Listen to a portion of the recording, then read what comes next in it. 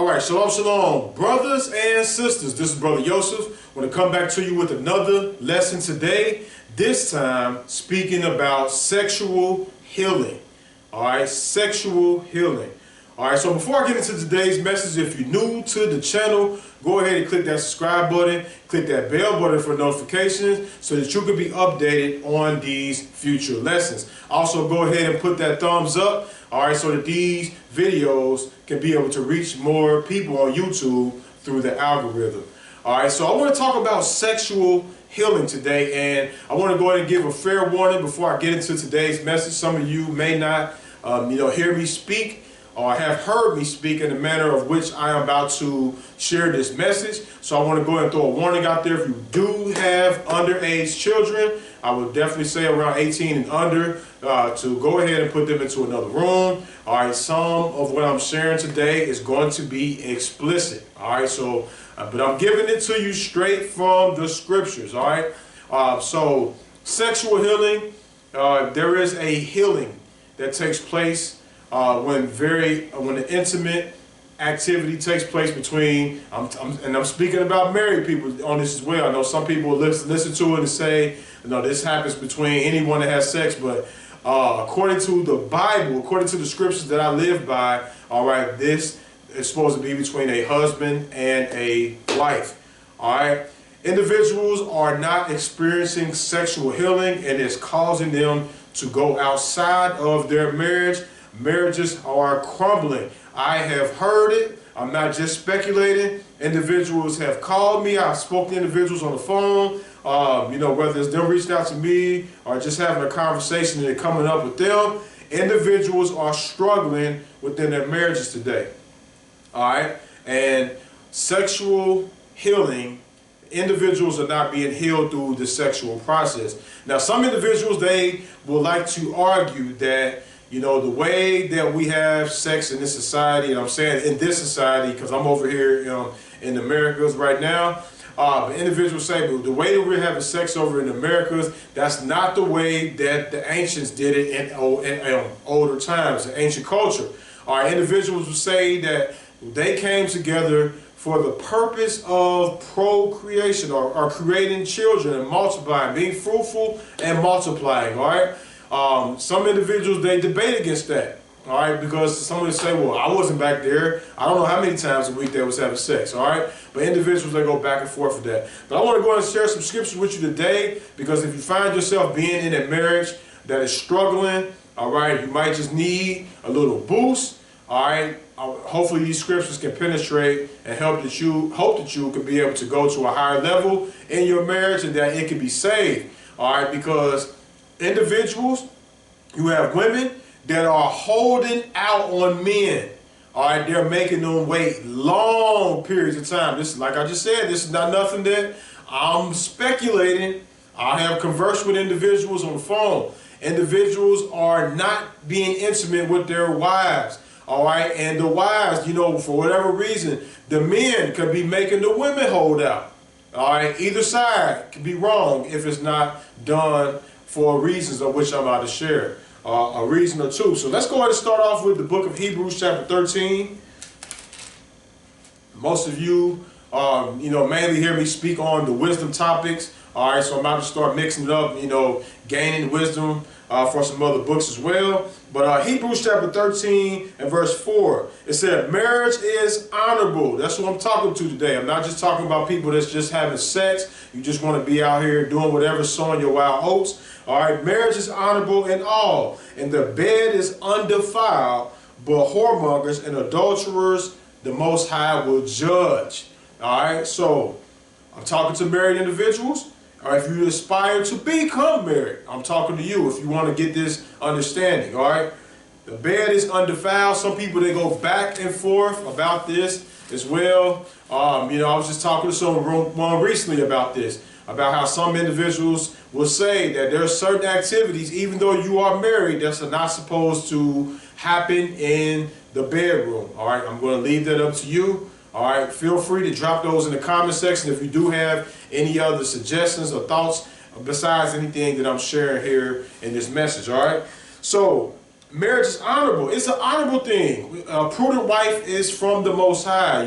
He that is, findeth a wife, they findeth a good thing. They obtain favor of the Most High. So it's a beautiful thing when a man finds him a lovely woman, an Isha, to compliment him and to walk with him in his service as he continues to serve the Most High. All right, but what happens if the sexual activities are not taking place? What happens if the fireworks are not going off in the bedroom? All right, often enough, it's going to cause individuals to be looking that way and to be looking that way, or to be grabbing their phone and then going on one of these apps. All right, let's go to 1 Corinthians chapter 7. 1 Corinthians chapter 7. All right, there's some wisdom in what I'm about to share with you. All right, I'm going to start at verse number 1. Now concerning the things whereof you wrote of me, it is good for a man not to touch a woman. All right, it's not good for you men out there to be living in sin, living in fornication, just laying down, just having sex with women. All right, if you lay down and have sex with a woman, that should be your wife. All right, so you have individuals today, they're throwing out there that we just have sex together and you're my wife now. All right, that consummates a wife. I did a teaching about biblical marriage. If you want to go back and watch that as well on your spare time. All right, you should not be having sex with a woman until she is fully your wife. Let me go and say that. Women, you are not supposed to be giving it up to a man unless that is your husband. All right, so I want to throw that out there as well. It's not good for a man to touch a woman. Now, nevertheless, to avoid fornication, let every man have his own wife, let every woman have her own husband. This is the cause to prevent fornication. So even though I've just read you the scripture, it doesn't mean that you should just go marry anyone just so that you can have sex with that person. Because what's happening again is that individuals are marrying each other for lustful reasons, and what's happening after that is that one person gets tired of the other one, and then they go on. In a lot of cases, these men, they get tired of some of these women. They kick them to the side. Some of these women, all right, I've talked to some of these women, they don't know if they are able to get married again.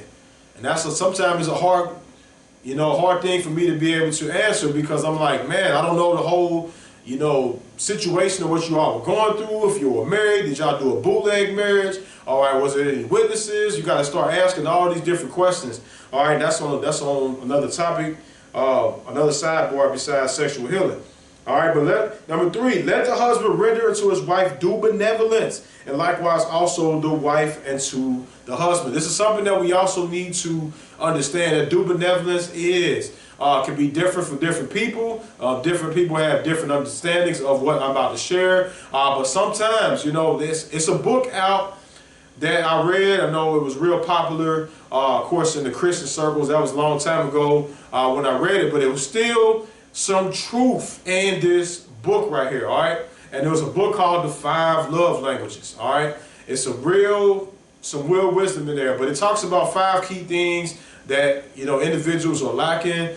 Some individuals want quality time. Some individuals want acts of service, gifts, physical touch. We talk about that physical touch, and words of affirmation.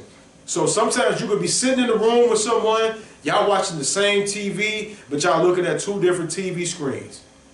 Because this is one of the reasons why a woman may withhold sexual activity from a man, because her emotions are not being sparked.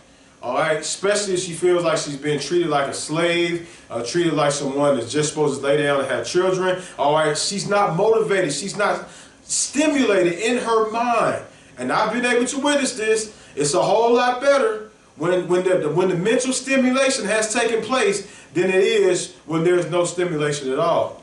And so on the other hand, for the men, sometimes the man might just go along with it, but he's not mentally stimulated by the woman. It goes both ways. So are these needs being met? Or is the physical touch taking place amongst each other? You have individuals that are married and they don't come and they don't hug one another. They don't, come up behind, the man don't come up behind the woman and kiss her on her neck. grab her behind. Yeah, I'm talking explicit right here. I told you, if you got children, put them in another room. Sometimes you got to walk up to them and grab their behind, rub them a little bit, grab up on their breast, things of that nature. Like, these are things that kind of sometimes get things sparked. But what if your woman is not turned on just by physical touch alone? Because there could be some other things, that's not sparking her. All right, there might not be no quality time. A person's not spending quality time with their wife. So that's making her become bitter and resentful. All right, quality time. A person may not be giving their wife gifts or giving them words of affirmation. The words of affirmation, they spark things as well. And a person might not be, doing acts of service. So these are some of the things. You might have some other things that contribute to sparking a person's interest to want to get more intimate. But as days go on and they turn into weeks, and these weeks turn into months, I've heard testimony of a man went months without having sex with his wife. And what do you think that's going to do? All right, if you're not having sex with your wife, and your wife is not, showing any interest in you, what's that going to cause a man to do? All right, in most cases, if they're not led and controlled by the Ruach or the Spirit of the Most High, it's going to cause them to go and cheat. It's going to cause the woman to go and cheat if those sexual needs are not being made. All right, so let's continue. Number 4, the wife have not power over her own body, but the husband, and likewise also the husband have not power over his own body, but the wife. So this means right here that if one or the other parties want to lay down and have sex, or want to have a sexual moment, that the other party should be a willing participant. Now, as I go through the scriptures, you're going to be able to see in verse number 6 that Paul, or whoever the writer is, we assume that it's Paul, says that, I speak this not of permission, and I speak this by permission and not a commandment. So what I'm sharing with you is not a commandment per se, it is wisdom. All right, given from Paul, either side doesn't just have power over their body just to say, well, I don't feel like doing nothing. If you don't feel like doing nothing, you should still go ahead and do something, and so that the other person, verse number 5, defraud ye not of one another. That means withhold not from one another. Defraud ye one not another, except it be for consent for a time, that you give yourselves to fasting and prayer, and come together again, that Satan tempt you not for your incontinency.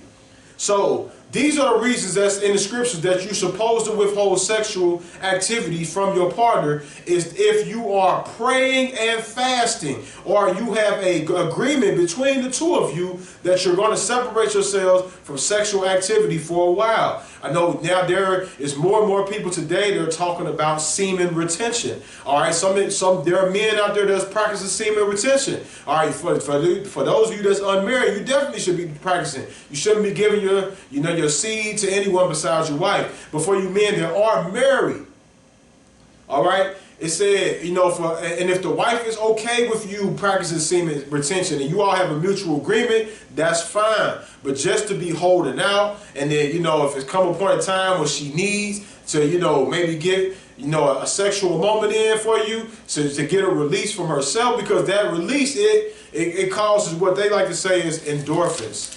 Those feelings, or those positive, joyful experiences that take place within a man or woman's body once they get all of that out of them, that release that they need, all that tension, all that anger, all that stuff built up, that it all flows through the body, flows through the muscles, the joints, through those private areas. They come out, they be released, and then a person feels a whole lot better. But if a person is not getting that on a regular basis, your regular might be different. Some individuals, they go back and forth. They can go every other day. Some people go 3 times a week. Some person may go once a week. All right, some people are cool with just going once every other week.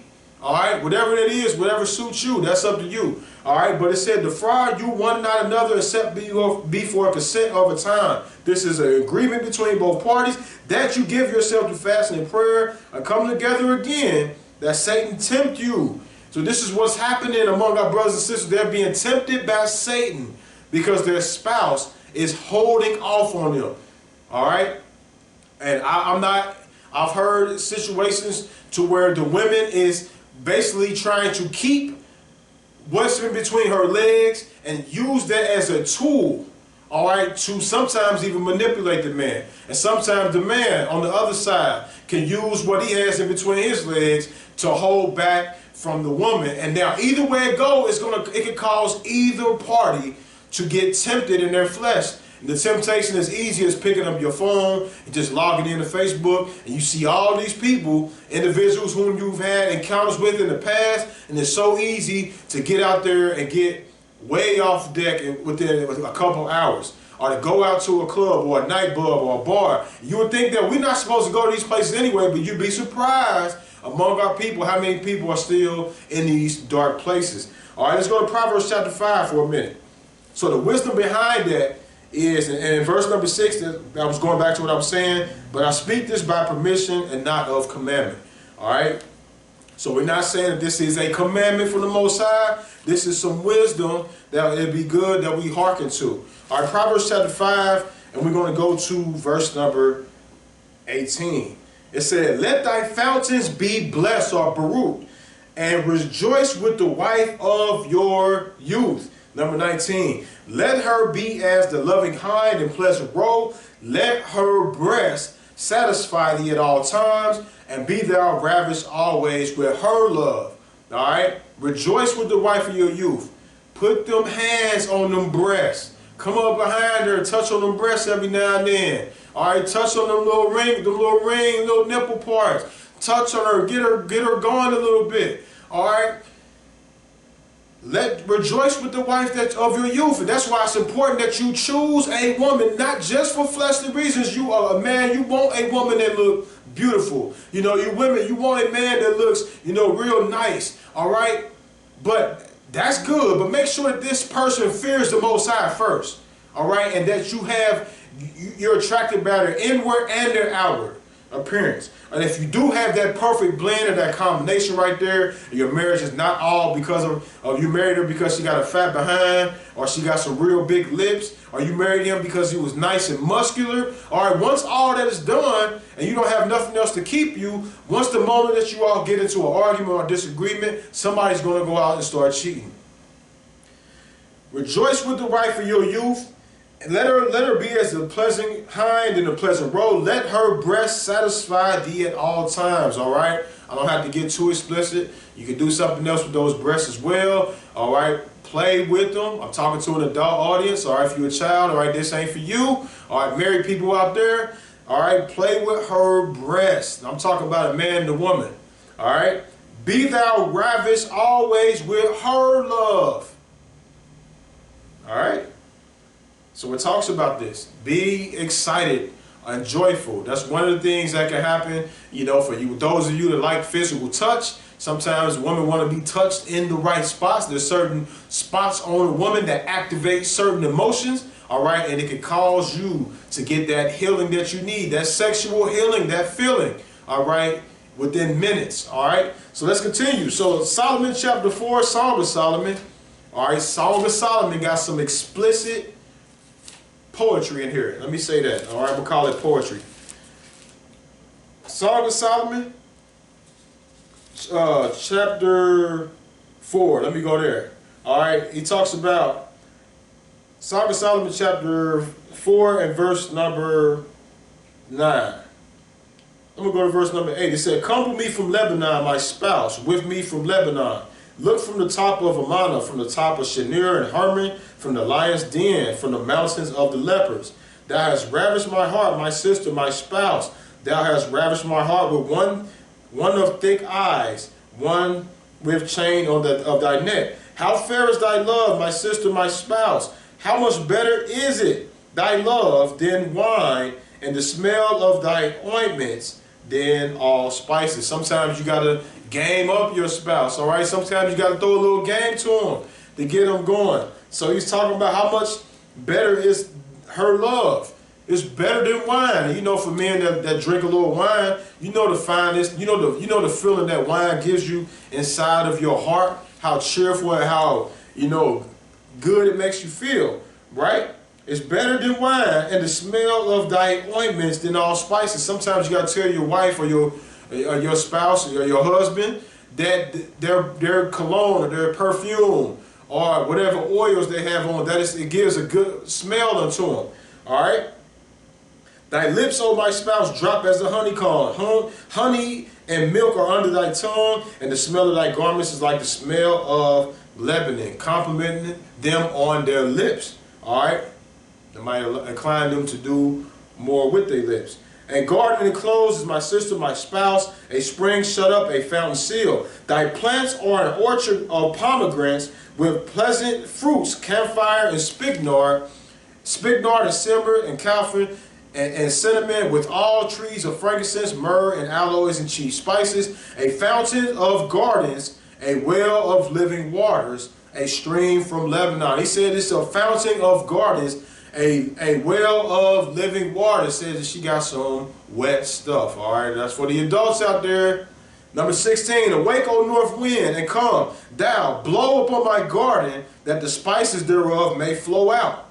Let my beloved come into his garden and eat his pleasant fruits.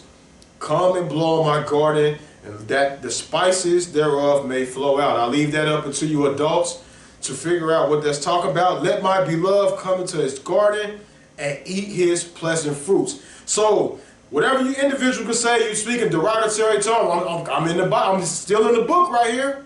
I ain't went to no new book, no rated R book. I'm talking straight from the Bible. Songs of Solomon 7 and 6.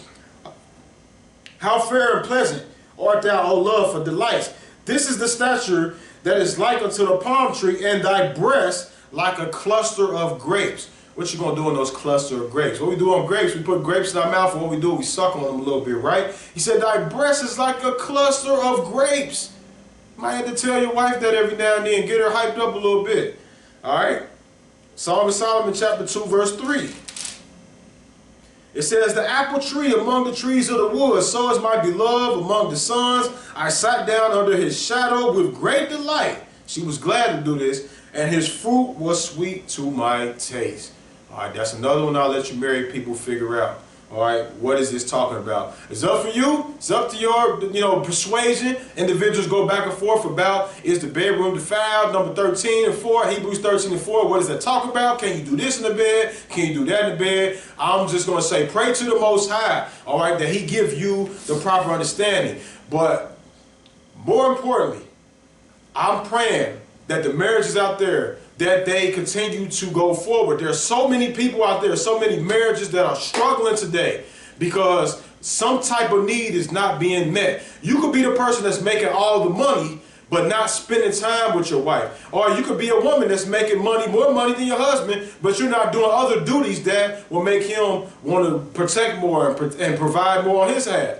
All right, so it's up to you all to come together. Or if you need to reach out to some counsel, get some advice, get some wise counsel for someone that can help your marriage continue on. Because it's a sad thing when you see husband and wives split. All right, Scripture says, the Most High said he hates putting away. Some will say he hates divorce. All right, so let's try to do our part to listen to one another, to counsel with one another, to have these conversations about how often do you want sex?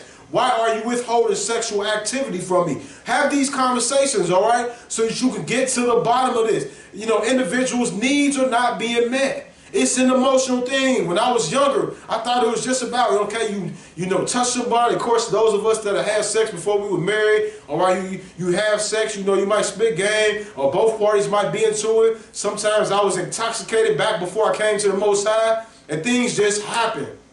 But now it's different on this side. You got to do things in righteousness. All right, both sides. You can't be using your sexual object as a tool to manipulate the other person.